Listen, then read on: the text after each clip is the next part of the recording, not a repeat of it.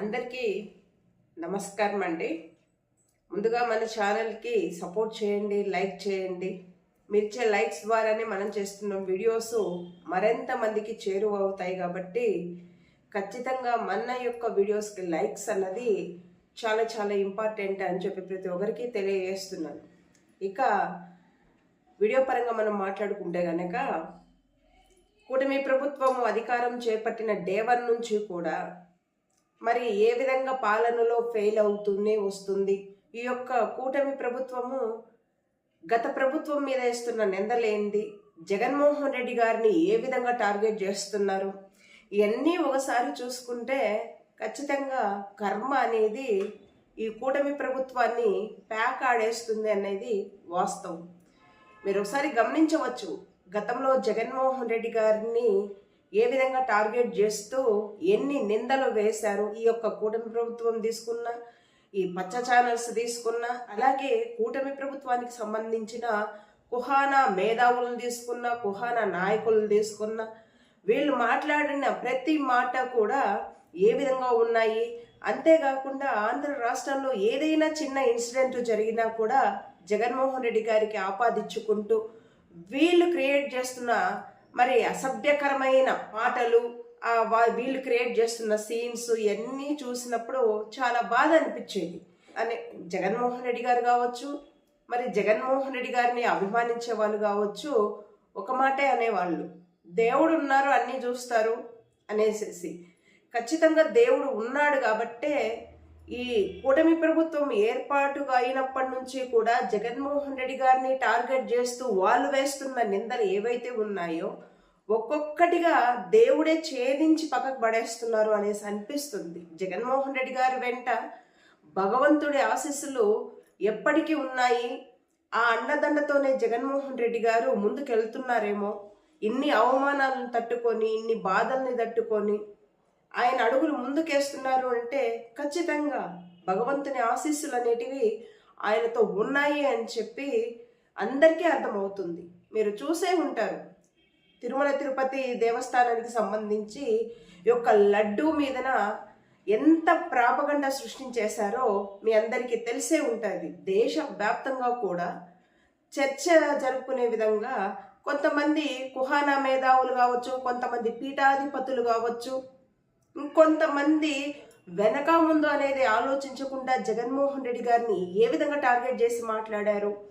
అంతేకాకుండా రక్షణ వ్యవస్థకు సంబంధించి కూడా ఎటువంటి కామెంట్స్ చేశారు, ఇవన్నీ మనం చూస్తూనే ఉన్నాం. రాజకీయాల కోసము ఆ ప్రత్యక్ష దైవము వెంకటేశ్వర స్వామితో మరి పరాచకాలు ఆడడం అనేది ఎంతవరకు సమంజసమో మనకైతే అర్థం కాలేదు. కానీ ఈ కూటమి ప్రభుత్వం చేసిన ఎలిగేషన్స్ ఏవైతే ఉన్నాయో వాటిని తట్టుకొని నిలబడింది వైఎస్ఆర్సీపీ అని చెప్పి తప్పకుండా చెప్పచ్చు.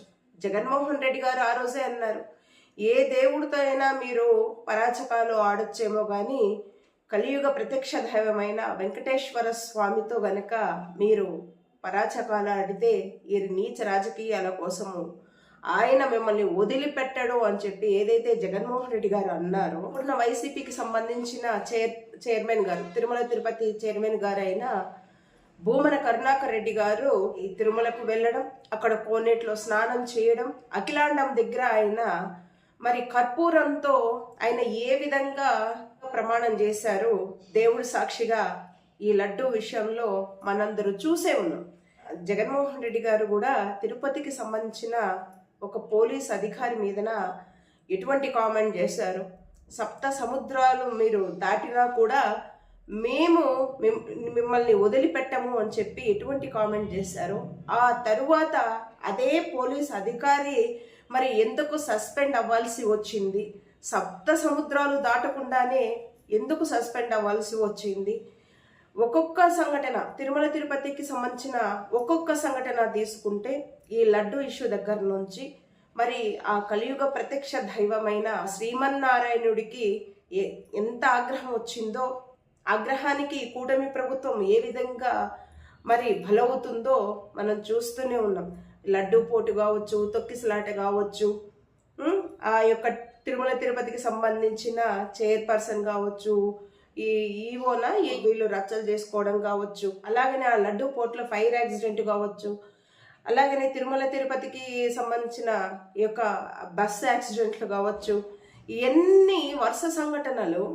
ఈ తిరుమల తిరుపతి లడ్డు ఇష్యూ ఏదైతే ఉందో అక్కడి నుంచి ఒకసారి చూసుకుంటే తిరుమలకు సంబంధించి ఎన్ని వరుస సంఘటనలు జరుగుతున్నాయి మీరు ఒకసారి గమనిస్తే మీకు అర్థమవుతుంది. ఖచ్చితంగా దేవుడి సమక్షంలో తప్పు చేసినోడు శిక్షకు గురి కాపాడతాడు అని చెప్పి మన కళ్ళ ముందర ఇంత సాక్ష్యాలు ఆధారాలు కనబడుతున్నప్పటికీ కూడా కొంతమంది కుహానా మేధావులు, ఈ పచ్చ జాంబీసు, ఆ యొక్క పవన్ కళ్యాణ్ని సపోర్ట్ చేసే కొంతమంది ఇంకా ఈ విధంగా మాట్లాడుతూనే ఉంటారు, బ్యాడ్ కమెంట్స్ చేసుకుంటూ ఇష్టం వచ్చినట్టు నోరు బారేసుకుంటూ ఉంటారు.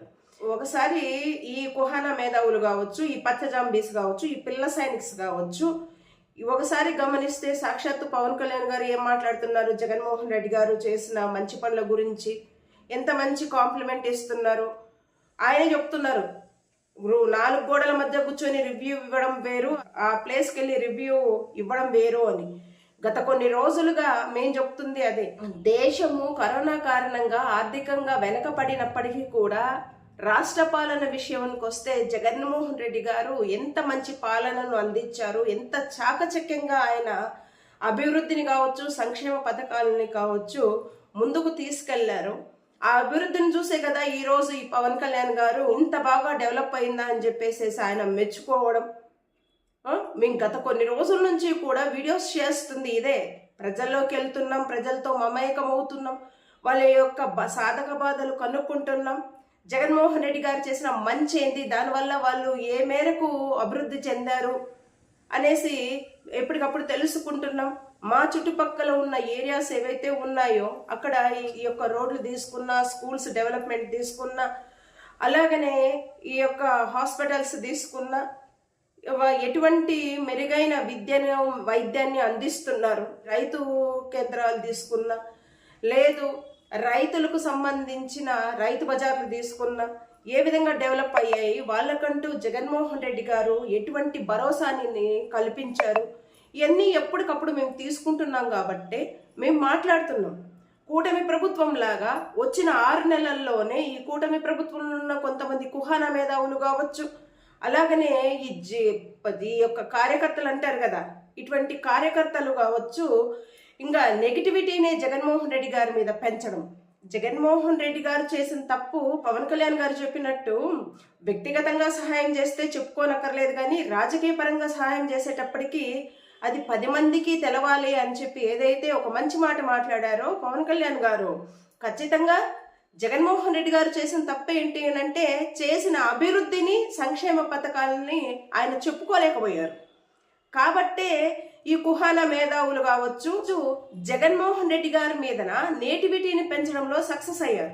రాష్ట్రం అప్పుల పాలైపోతుందని కావచ్చు, లేకపోతే ఈ ల్యాండ్ టైటిలింగ్ యాక్ట్ అని చెప్పి కావచ్చు, ఇంకా చాలా చాలా విషయాలేండి. బాధుడు అనుకుంటూ జగన్మోహన్ రెడ్డి గారి పాలనలో అవినీతి జరిగిపోతుంది అనడం కావచ్చు, తీసుకుంటున్న ఒక ప్రతి అబద్ధపు అంశము వెనకన ఒక విషపూరితమైన టార్గెట్ ఉన్నప్పటికీ కూడా దాన్ని వాళ్ళు అమలు పరచడంలో సక్సెస్ అయ్యారు. ఇప్పుడు కూటమి ప్రభుత్వంలో ఉన్న ఈ 3 పార్టీలకు సంబంధించిన కార్యకర్తలు జగన్మోహన్ రెడ్డి గారి మీద నేటివిటీ పెంచడానికి చాలా కష్టపడ్డారు, చాలా సక్సెస్ అయ్యారు. తద్వారా నష్టపోయింది ఎవరు అంటే తిరిగి ప్రజలే. ప్రజల్ని కూడా కర్మ వదిలిపెట్టట్లా, పేకాట ఆడేస్తుంది.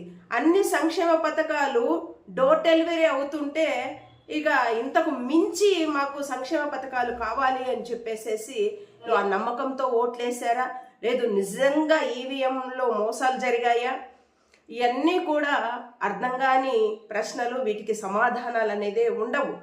ఇప్పుడు కూటమి ప్రభుత్వం వేస్తున్న ప్రతి అలిగేషన్ కూడా అన్అఫీషియల్గా వేస్తున్న అలిగేషన్సే కానీ అఫీషియల్గా ఒక అలిగేషన్కి సంబంధించిన ఆధారాలు ఇంతవరకు ఈ కూటమి ప్రభుత్వం బయటికి తీసుకురాల.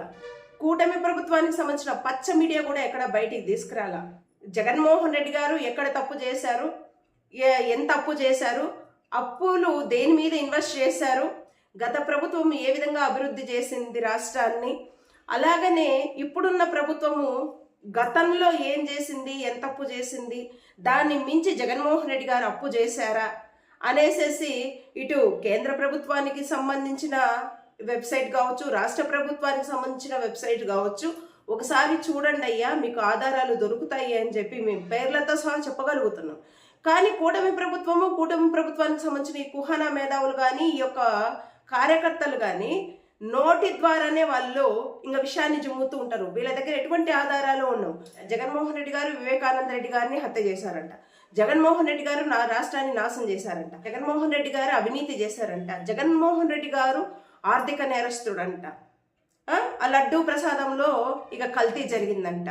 ఇటువంటి నేటివిటీని ఇక నోటి ద్వారానే వీళ్ళు ఇంకా ఎస్టాబ్లిష్ చేయగలుగుతున్నారు అనేసి అంటే మరి ఎవరు జెన్యూన్ పర్సన్స్ ఒకసారి ఆలోచించండి. నేరస్తుడైతే దానికి సంబంధించిన ఆధారాలు ఎందుకు బయట పెట్టట్లేదు అని మనం కనుక ప్రశ్నిస్తే కనుక ఇంకా ఈ యొక్క కుహానా మేధావులకు, ఈ యొక్క కార్యకర్తలకు నోట్లో వెలక్కైబడినట్లు ఉంటుంది.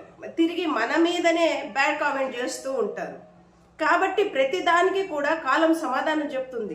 ఈ సంక్రాంతికే చూడండి, పేకాట కావచ్చు, కేసినో కావచ్చు, కోడి పందాలు కావచ్చు, ఎంత విచ్చలవిడిగా ఆంధ్ర రాష్ట్రం యొక్క పరిస్థితి తయారైందో. గత 5 సంవత్సరాల నుంచి జగన్మోహన్ రెడ్డి గారి ప్రభుత్వం మీద, ఆయన పార్టీలో ఉన్న నాయకుల మీద అక్కడ క్యాసినో ఆడుతున్నారు, ఇది తప్పు, ఈ కోడి పందాల వల్ల ఎన్ని కుటుంబాలు నాశనం అవుతున్నాయి, అవసరమా అని చెప్పేసేసి జల్లికట్టు మీద కూడా ఎటువంటి దరిద్రమైన కామెంట్ చేశారు, ఎటువంటి డిస్కషన్ చేశారు. ఇప్పుడున్న కూటమి ప్రభుత్వము ఈ యొక్క పచ్చ ఛానల్లో కూర్చొని మరి ఇప్పుడు ఇంత విచ్చలవిడిగా మద్యం ఓ పక్క ఏర్లై బారుతుంటే, మరి జూదం ఓ పక్క ఏర్లై బారుతుంటే, మరి నిమ్మకు నీరెత్తినట్టు మరి ఈ విధంగా ఎట్టా ఉందో ప్రభుత్వము మనకు అర్థం కాని పరిస్థితి. ఇటువంటి అంశాల మీద కాస్త గలాన్ని పెంచితే కనుక ప్రభుత్వం యొక్క కార్యకర్తలు వచ్చి పేటీఎం బ్యాచ్ ఎంత ఇస్తుంది మీ జగనన్న, మీకు ఎంత ఇస్తున్నాడు అని చెప్పేసి ఆ యొక్క ఎదవ కామెంట్లు. మేము పేటీఎం బ్యాచ్ అవునో కాదో అదే భగవంతునికి తెలియాలి, ఆ కలియుగ ప్రత్యక్ష దైవమైన శ్రీవారికే తెలియాలి. ఎఫ్బి పౌండర్ జూకర్బర్గ్ లాంటి వాళ్ళు, లేదంటే ఎలన్ మస్క్ లాంటి వాళ్ళు మరి డైరెక్ట్ కామెంటే చేస్తున్నారు కదా, ఈవీఎంల్లో ట్యాంపరింగ్ జరిగింది, ఖచ్చితంగా 2024లో వచ్చింది వైఎస్ఆర్సీపీనే, మరి ఏ విధంగా ట్యాంపరింగ్ జరిగింది అనేది తెలియాల్సి ఉంది అని చెప్పి డైరెక్ట్గా వాళ్ళేమి నీలాగా ఈ కామెంట్ చేసే వాళ్ళగా, లేక వాళ్ళు ఒక పార్టీకి సపోర్ట్ చేసుకోవడమో లేకపోతే చిల్లర రాజకీయాలు చేయలే. మేమైతే ఈ దరిద్రం కొట్టు కామెంట్ పెట్టేవాడిలాగా చిల్లర రాజకీయాలు చేయం. మేము ఉన్నది జెన్యూన్గా మాట్లాడతాం. ఎలన్ మస్క్ లాంటి వాళ్ళు కావచ్చు, ఈ జూకర్బర్గ్ లాంటి వాళ్ళు కావచ్చు, మరి డైరెక్ట్గా కామెంట్ చేస్తున్నారు. చాలా గొప్ప వ్యక్తులు వాళ్ళు. మరి దీనికి ఏం సమాధానం చెప్తారు మనకు అర్థం కాలేదు. వీళ్ళిద్దరే అంటున్నారా అని అంటే కేంద్రంలో చాలా మంది పెద్దలు కావచ్చు, లాయర్స్ కావచ్చు, రిటైర్డ్ ఐఏఎస్ ఆఫీసర్లు, ఐపీఎస్ ఆఫీసర్లకు కూడా, రాజకీయ ఉద్దండులకు కూడా ఖచ్చితంగా ఇటువంటి అనుమానాలు వచ్చే కోర్టుకు వెళ్ళారు. మరి నుంచి మరి ఎటువంటి తీర్పు వస్తుంది అనేది పెద్దగా మనం ఆశించనక్కర్లా, మనకు తెలిసిన విషయమే ఎవరికి అనుగుణంగా తీర్పులు ఉంటాయి అనేసి. ఇంకా ఎలన్ మస్క్ అయినా లేదు జూకర్బర్గ్ అయినా సీనియర్ రిటైర్డ్ ఐఏఎస్ ఆఫీసర్లు కావచ్చు, ఐపీఎస్ ఆఫీసర్లు కూడా మీ దృష్టిలో పేటీఎం గాళ్లే. మీరే పాపం స్వచ్ఛందంగా రాజకీయాలు చేసుకుంటూ అబద్ధాలే చెప్పకుండా సత్య హరిశ్చంద్రుల్లాగా రాజ్యాన్ని ఏలుతున్నారు అని అంటే అది మీరు దానికి పేటెంట్ అన్నమాట కదా. మేము తప్ప అందరూ ఇంకా చెడు వ్యక్తులే, మేము తప్ప అందరూ అబద్ధాలు చెప్పేటోళ్ళే అన్నట్టు క్రియేట్ చేసుకుంటూ వస్తున్నారు అని అంటే ప్రతి ఒక్క అంశాన్ని కూడా దేవుడు గమనిస్తూనే ఉంటారు. ఖచ్చితంగా కర్మ అనేది మిమ్మల్ని పేకాటాడేస్తుంది. ఇప్పుడు ఆడుతూనే ఉంది. ఇందులో నుంచి బయటపడే మార్గాలు వెతుక్కోండి. ఈ అసత్య ప్రచారాలు ఆపేసేసి ఇప్పటి నుంచి మేము ఈ కర్మ సిద్ధాంతం నుంచి ఎలా బయటపడాలి అనే దాని మీద మరి అన్వేషించండి. అర్థమవుతుందా? ఖచ్చితంగా ఈసారి వైఎస్ఆర్సీపీ రావడం గ్యారంటీ, మీ భర్తం పట్టడం కూడా గ్యారంటీనే.